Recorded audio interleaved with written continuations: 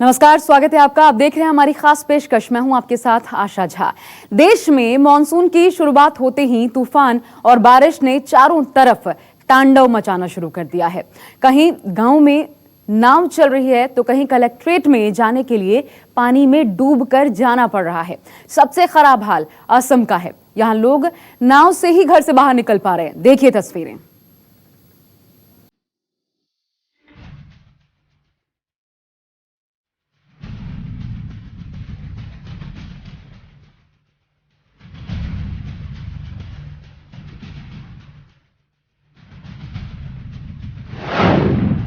दो घंटे की बारिश और डूबने लगे शहर।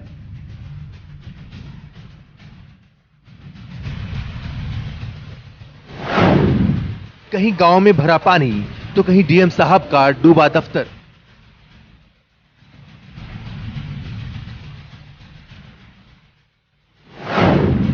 क्या अस्पताल, क्या कलेक्ट्रेट, चारों तरफ पानी ही पानी।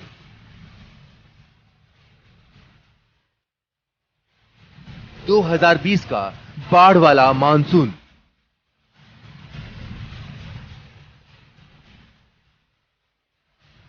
पूरे देश में मानसून का रुख बेहद खतरनाक नजर आ रहा है। देश के कई हिस्सों में पानी ने जैसे सब कुछ ठप कर दिया।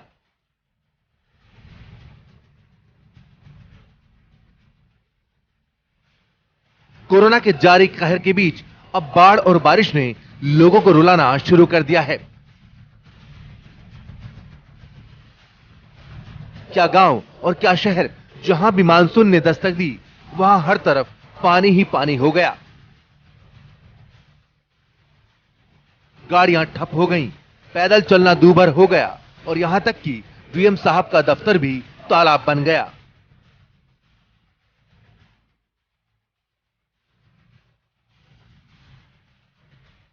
यूपी के सीएम योगी आदित्यनाथ के गोरखपुर शहर का हाल देखिए। यहां सिर्फ और सिर्फ 2 घंटे की बारिश ने प्रशासन के विकास के सभी दावों की पोल खोलकर रख दी।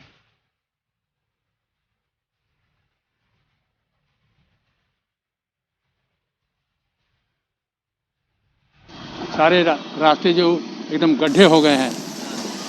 यहाँ से ये कैंट चौराहे से लेकर के क्या दीवानी, यहाँ अम्बेडकर उसी चौराहे से लेकर के वहाँ तक रोस्तमपुर ढाला, ढाला के उस पार सब जो है गड्ढे हो गए हैं। कोई 3 साल से कोई पूछने वाला नहीं है। नज़ारा का क्या है, बारिश में पूरा बाढ़ ही बाढ़ है। चारों तरफ बाढ़ ही दिख रही है। और क्या हो रहा है? कितने घंटे बारिश हुई है? करीब 1-1.5 घंटे की बारिश में हाल है। गोरखपुर का दिल कहे जाने वाले गोलघर के बगल में ही मौजूद है कलेक्ट्रेट। सोचिए, जब मेन मार्केट के पास की ये हालत है तो गोरखपुर के अन्य हिस्सों का क्या हाल होता होगा। इसी कलेक्ट्रेट परिसर में डीएम, एसएसपी के साथ अन्य सभी बड़े अधिकारियों के दफ्तर हैं, लेकिन कुछ ही देर की बारिश ने यहाँ का हाल बेहाल कर दिया।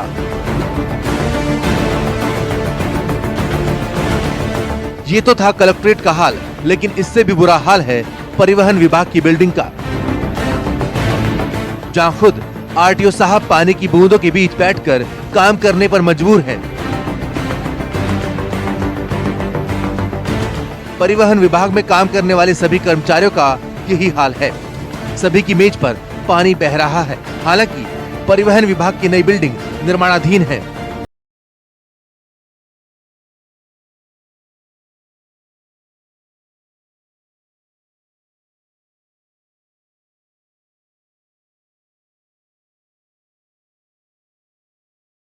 पानी टपक रहा है, लेकिन अभी हमारे कोई भी जो शासकीय अभिलेख हैं वो नष्ट नहीं हुए हैं, गीले नहीं हुए हैं। हमारे कंप्यूटर नहीं कोई इस प्रकार का वो हुआ है, गीला नहीं हुआ या खराब नहीं हुआ है।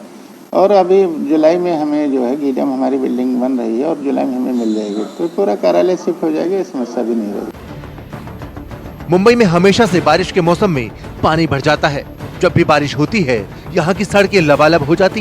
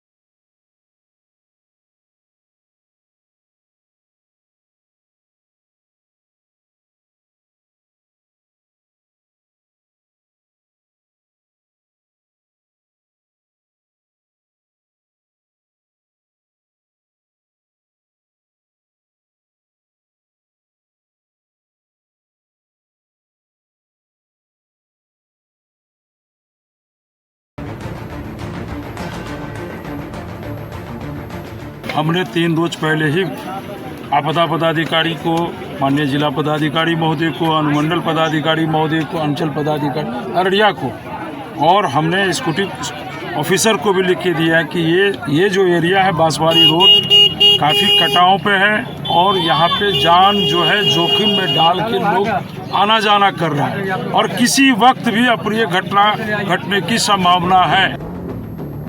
जुल्फिकार खान नाम का 10 साल का बच्चा दोस्तों के साथ बकरा नदी में नहाने गया था, लेकिन पानी का तेज बहाव उसे बहा ले गया, जिसके बाद उसकी तलाश के लिए एनडीआरएफ की टीम मौके पर पहुंचकर अपने ऑपरेशन को अंजाम देने में जुट गई। बताया गया है कि जुल्फिकार और उसके दोस्त NH 327E पर बने डायवर्जन के कटान वाली जगह पर नहाने गए थे, जिसमें उसके दोस्त तो नहाकर निकल गए, लेकिन जुल्फिकार का कुछ पता नहीं चल पाया। और बात मध्य प्रदेश की, जहां पर सियासी उठाफटक जारी है और कमलनाथ सरकार के हाथ से सत्ता वापस बीजेपी के शिवराज सिंह चौहान के हाथ चली गई। पर इन सबके बीच परेशान हैं तो प्रदेश के किसान। कर्ज माफी के इंतजार में 20 लाख से ज्यादा किसानों पर डिफॉल्टर होने का खतरा मंडरा रहा है। किसान बैंकों का कर्ज नहीं चुका पा रहे, इससे डिफॉल्टर घोषित होने और अगले सीजन में कृषि लोन नहीं मिलने का खतरा बढ़ गया है। दरअसल आपको बता दें कि इन किसानों पर कुल 15,000 करोड़ रुपए का कर्ज है। ज्यादातर ने 50,000 से लेकर 2 लाख रुपए तक का कर्ज ले रखा है। पिछली कांग्रेस सरकार के समय लगभग 45 लाख किसानों का 23,000 करोड़ रुपए का कर्ज माफ करने की योजना शुरू हुई थी। 23 लाख किसानों का 8,000 करोड़ रुपए का कर्ज माफ भी हो चुका है, लेकिन बाकी 20 लाख जो हैं वो किसान अब भी कर्ज माफी के इंतजार में हैं और इसलिए वे कर्ज नहीं चुका पा रहे। उधर कृषि खातों में नॉन परफॉर्मिंग एसेट्स करीब 24% बढ़ गया है। तो देखिए, किसानों के लिए डर का सबब बना हुआ है कर्ज न चुका पाना, क्योंकि आगे भी वापस मिल नहीं पाएगा कर्ज। एक तो ये भी डर है और कहीं डिफॉल्टर ना घोषित कर दिया जाए इसके तहत। बात है शब्बीर अली जो इस गांव में रहते, निपानिया गांव में, उनसे जानेंगे। शब्बीर जी, आप जो किसान है, आपका कितना कर्जा था? और 64,000 उसमें माफी का किया दिया था, मैं माफ हुई नहीं अभी तक। मैसेज है मेरे पास मोबाइल पे, बैंक में जाते कोई वही नहीं है, कहना आया ही नहीं पैसा, बस ये है। तो अब आप उसको भरा क्यों नहीं आपने? पैसे थे नहीं उस टाइम, भर नहीं पाए थे। अभी जैसे आया कि 2 साल हो जा रहा है कि माफ़ हो रहा है तो माफ़ी जा रहे थे, माफ़ हो जाए तो अच्छा है। नुकसान क्या हुआ आपको एक कर्जा से, कर्जा लेने से? बहुत कुछ नुकसान हुआ सर। मतलब ना तो अपन को नए सिरे से कोई पैसा मिल रहा है, ना अपन टाइम पे खेती कर पा रहे हैं, ना कोई भी कुछ काम नहीं हो रहा, सारे काम रुके हुए। वो डिफॉल्टर हो गए हम और कोई बैंक देगी नहीं लोन। शादी मानी करना तो वो भी रुक गई हैं। अब सोयाबीन भी 2 बार बोयो, एक बार अभी बिगड़ गया, फिर डबल बोयो। पैसे कहाँ से ले रहे हैं? दूसरे ब्याज से ले रहे हैं। हमारा ना तो कोई कर्ज माफ कर रहा है और ना कोई स्थिति है। और नई सरकार, पुरानी सरकार ने या कहते कांग्रेस ने हम कर्ज माफ करेंगे, हम नई सरकार बनी तो कोई कर्ज माफ नहीं हो रहा। हमेशा कोई ना कोई लोन दे रहा है, ना बैंक दे रहा है। हमें स्थिति ये है कि हमारे घर मकान भी टूटे फूटे पड़े हैं। कोई भी ना तो आज दिन तक मकान देगा है, ना कांग्रेस सरकार ने दिया है, ना जनता सरकार ने दिया है।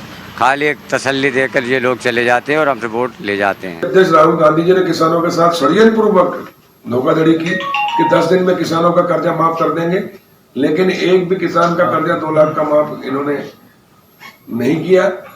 और किसानों की जो संस्था है कोऑपरेटिव बैंक, उसको बर्बाद कर दिया। सोसाइटियों को प्रशासकों से जबरदस्ती प्रस्ताव बुलवा लिए गए, जबकि उनको अधिकार ही नहीं है किसानों की संस्था के कि 50% ऋण हम सहन करने को तैयार है, और पूरी सोसाइटियों को डिफॉल्टर कर दिया गया। इसलिए किसान समितियां ही ऋण देने की स्थिति में नहीं है और इसलिए किसानों को ऋण नहीं मिल रहा। उसके लिए अगर कोई दोषी है मध्य प्रदेश में, एकमात्र व्यक्ति वो है कमलनाथ जी। एक संकल्प, एक वचन हमारी सरकार ने लिया था, जहां पर मध्य प्रदेश के माथे पर जो कलंक लगा था, उस कलंक को मिटाने की दिशा में हम लोग बड़ी तेजी से हम लोग काम कर रहे थे और निरंतर हमारी जो ऋण माफी की प्रक्रिया थी वो निरंतर वो प्रक्रिया जारी थी। मार्च के बाद से जो परिस्थितियां, राजनीतिक परिस्थितियां बदली हैं, मार्च, अप्रैल, मई, जून, आज लगभग 4 महीने होने में जा रहे हैं, लेकिन सरकार ने ऋण माफी को लेकर के अभी तक कोई स्थिति जो है स्पष्ट नहीं करी है और उसका परिणाम है कि आज पूरे प्रदेश में एक अनिश्चितता का माहौल बना हुआ है। और अब बड़ी और अहम खबर आपको बता दें, अनलॉक 2 को लेकर के गाइडलाइंस जारी कर दी गई हैं। 1 जुलाई से लागू हो रहे अनलॉक 2 में कंटेनमेंट जोन के बाहर कुछ और छूट दी गई है। गाइडलाइंस के मुताबिक देश भर में 31 जुलाई तक रात 10 बजे से सुबह 5 बजे तक कर्फ्यू रहेगा। हालांकि इस दौरान जरूरी सेवाओं को छूट रहेगी। 31 जुलाई तक स्कूल, कॉलेज और कोचिंग इंस्टीट्यूट्स बंद रहेंगे। हालांकि डिस्टेंसिंग का पालन करना होगा। साथ ही डिस्टेंस लर्निंग और ऑनलाइन पढ़ाई को बढ़ावा भी इस दौरान दिया जाएगा। सोशल डिस्टेंसिंग और मास्क के साथ दुकानों में 5 से ज्यादा लोग भी जुड़ सकते हैं। अनलॉक 2 में भी metro, rail, cinema hall, theatre, swimming pool, entertainment parks, bars, auditorium, assembly halls बंद रहने वाले हैं। तो अनलॉक 2 के लिए ये नई गाइडलाइंस है जिनका पता होना आपके लिए बेहद जरूरी है। नमस्कार, मैं हूं मानक गुप्ता। अगर आपको हमारा ये वीडियो पसंद आया हो तो इसे लाइक और शेयर जरूर करें। और हां, हमें सब्सक्राइब और फॉलो करना ना भूलें ताकि आप देश और दुनिया की कोई खबर मिस ना करें। तो जुड़े रहिए हमारे साथ और देखते रहिए News 24।